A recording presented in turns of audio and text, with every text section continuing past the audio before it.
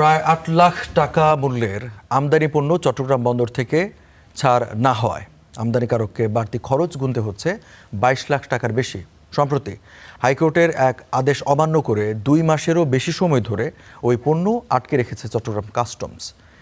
এমন অভিযোগ করে ক্ষতিগ্রস্ত ব্যবসায়ী বলছেন, সময়মতো পণ্য ছাড় না হওয়ায় লোকসানের মুখে তিনি। আরও জানাচ্ছেন সৈয়দ তামিম মাহমুদ।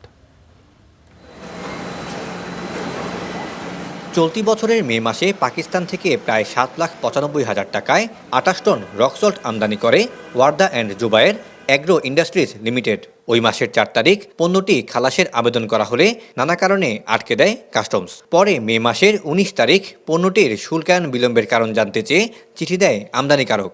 এতেও কোনো উত্তর না পেয়ে আদালতের শরণাপন্ন হন তিনি। ২১ মে উচ্চ আদালত পণ্যটি ৭ দিনের মধ্যে খালাসের নির্দেশ দেয়, কিন্তু এই আদেশ বাস্তবায়ন না করে ২৫ দিন পর ১৫ জন আপিল করে কাস্টমস। সেই আপিলও খারিজ হয়ে যায় চলতি জুলাই মাসের ২ তারিখ। কিন্তু এত কিছুর পরেও পণ্যটি ছাড় করা নিয়ে গড়িমসি করছে কাস্টমস কর্তৃপক্ষ। পণ্য খালাস করতে না পারায় ৮ মে থেকে এখন পর্যন্ত আমদানিকারককে গুনতে হয়েছে বন্দর ও শিপিং ড্যামারেজ চার্জ বাবদ প্রায় ২২.৫ লাখ টাকা। তার সঙ্গে আছে ৯৩% ডিউটি ও ভ্যাট। এদিকে প্রতিষ্ঠানটি গেল ২ বছরে ১৮৬ টন রক সল্ট আমদানি করলেও এমন বিড়ম্বনায় আগে পড়তে হয়নি বলে জানান এই আমদানিকারক। যখন আমি মে মাসে খালাস করতে যাই, তখন ওরা দাপ্তরিক বিভিন্ন জটিলতা, এই মন্ত্রণালয় অমুক মন্ত্রণালয়, বিভিন্ন মন্ত্রণালয়ের আইনি জটিলতা দেখিয়ে আমার পণ্যটা খালাসে আটকিয়ে দেয়। এরপরে শুল্কায়ন সেকশন 2 এর সহকারী রাজস্ব কর্মকর্তা মাজাহারুল উন্নীত করতে চাই।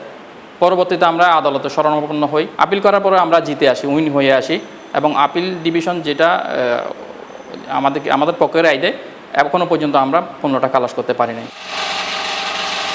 একই ঘটনা ঘটে দেশের অন্যতম খাদ্য উৎপাদনকারী প্রতিষ্ঠান বোম্বে সুইটসের সঙ্গেও। গেল ২১ এপ্রিল ২২ টন পিঙ্ক সল্ট আমদানি করে প্রতিষ্ঠানটি, কিন্তু লবণ নীতির বিষয়টি সামনে এনে প্রায় ২ মাস আটকে রেখে পরে ১৪ জুন পণ্যটি ছাড়ের অনুমতি দেয় কাস্টমস কর্তৃপক্ষ। একই রকম সমস্যায় ২ মাস ধরে আটকে আছে অন্তত ৫টি পণ্য চালান। যে কোনো পণ্য আমি অ্যাসেসমেন্ট করে ফেলছি, খালাস করে ফেলবো, এই মুহূর্তে দেখা গেছে কি কাস্টমার্সদের কোনো যেমন এআইআর শাখা তারা লক করে বসে থাকে।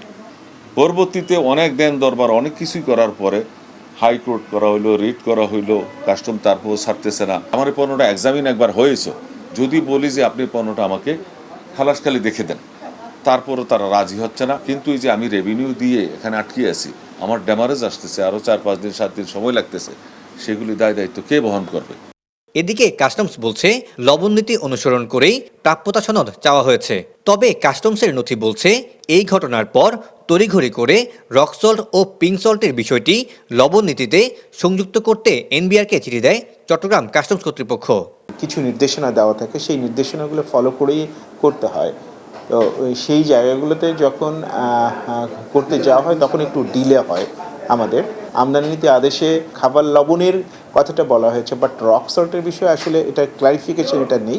সেই জায়গাটাই আসলে একটা অ্যাম্বিগুইটি ক্রিয়েট হয়, এবং সেটা ক্রিয়েট হওয়াতে এটা পরবর্তীতে এটা এসে মাননীয় অ্যাটর্নি জেনারেল অফিস পর্যন্ত এই বিষয়টা এটা গড়িয়েছে। ব্যবসায়ীরা বলছেন আমদানি নীতির কথা বলে কাস্টমসের এই দীর্ঘসূত্রিতায় তারা যেমন ক্ষতিগ্রস্ত হচ্ছেন, তেমনি বন্দরে বাড়ছে পণ্যজট। Syed Tamim Mahmud, Star News, Chittagong.